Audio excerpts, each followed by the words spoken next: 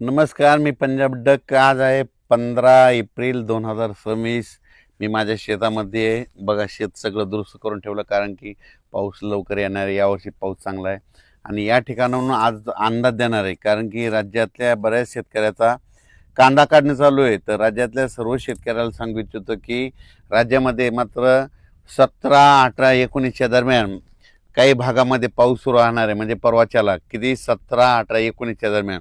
मग तो पाऊस कुठं असेल? एक तर कोल्हापूर जिल्हा, सातारा जिल्हा, इचलकरंजी, राधानगरी, पुण्याच्या पश्चिमेला, त्याच्यानंतर इकडं कोल्हापूर, त्याच्यानंतर निपाणी, बेळगाव, कर्नाटक, त्या परिसरामध्ये कर्नाटककडे देखील राहणार आहे. इकडं लातूरकडं, उदगीरकडं, नळदुर्ग, अक्कलकोट परिसराकडं, त्याच्यानंतर किल्लारी जिथं भूकंप झाला तिथं देखील, त्याच्यानंतर इकडं उदगीरकडं, नांदेडकडं, आदिलाबादमध्ये सांगायचं झालं तर 17, 18, 19च्या दरम्यान दक्षिण महाराष्ट्राकडे पाऊस थोडा सुरुवात होणार आहे.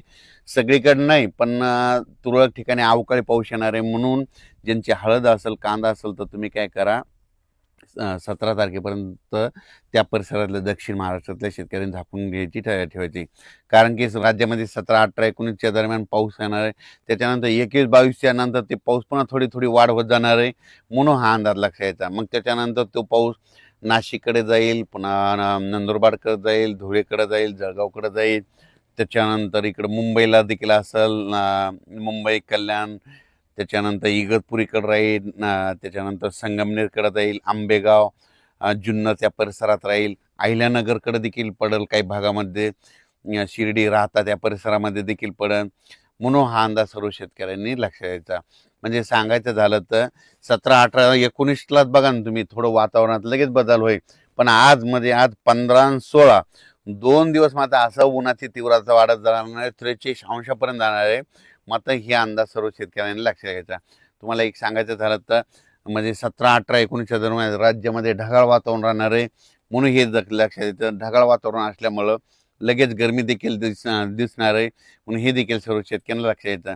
सांगायचं झालं तर 17 ते 25च्या दरम्यान राज्यात ढगाळ वातावरणच राहणार आहे. म्हणून हा अंदाज राज्यातल्या सर्व शेतकऱ्यांनी लक्षात घ्यायचा.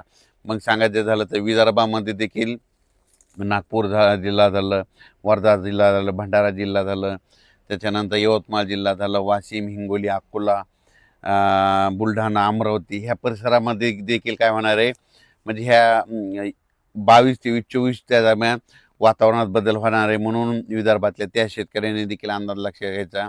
कारण की त्या भागात देखील थोडं पावसाचं वातावरण होणार आहे. हे अवकाळी पाऊस सगळीकडे नाही पडणार, पण राज्यामध्ये वातावरणामध्ये खूप बदली झालेली दिसत. म्हणून हे लक्षात घ्यायचं.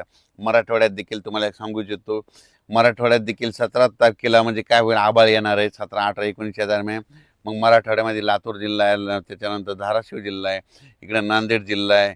त्या परिसरामध्ये काय होईल, काही नळदुर्ग झालं, किल्लारी झालं, उदगीरकडं, त्याच्यानंतर बसव कल्याण, अक्कलकोट ह्या परिसरामध्ये थोडा पाऊस आलेला दिसेल. म्हणून हे लक्षात घ्यायचं. ज्यांचा हळद असेल, कांदा असेल, झाकून घ्यायची. त्याच्यानंतर परभणी जिल्हा झालं, नांदेड जिल्हा झालं, हिंगोली जिल्हा झालं, संभाजीनगर, जालना ह्या परिसरात देखील 17 तारखेपासूनच ढगाळ वातावरण होणार आहे. म्हणून हा अंदाज लक्षात घ्यायचा. हा पाऊस सर्व दूर नाही, पण मात्र भाग बदलत काही ठिकाणी गारपीट देखील होईल. म्हणून हे देखील सर्व शेतकऱ्यांनी लक्षात घ्यायचं. या पावसामध्ये वाऱ्याचं प्रमाण देखील जास्त असणार आहे. म्हणून हे देखील सर्व शेतकऱ्यांनी लक्षात घ्यायचं. उत्तर महाराष्ट्राकडे नंदुरबार जिल्हा, धुळे जिल्हा, नाशिक जिल्हा, त्याच्यानंतर अहिल्यानगर त्या परिसरातल्या शेतकऱ्याला सांगू इच्छितो की तुमच्याकडे कांदे चालू असेल तर तुम्हाला 17 तारखेलाच आभाळ आलेलं दिसेल. तुम्हाला वाटेल पाऊस येतो की काय, पण 17ला काही ठिकाणी नुसतं आभाळ आलेलं दिसेल. म्हणून हे लक्षात घ्यायचं. आता 22, 23, 24, 25च्या दरम्यान फक्त भाग बदलत विखुरलेल्या स्वरूपाचा हे अवकाळी येणार आहे. म्हणून हा अंदाज सर्व शेतकऱ्यांनी लक्षात घ्यायचा. काही ठिकाणी गारपीट देखील होईल. म्हणून हे देखील सर्व शेतकऱ्यांनी अंदाज लक्षात घ्यायचा.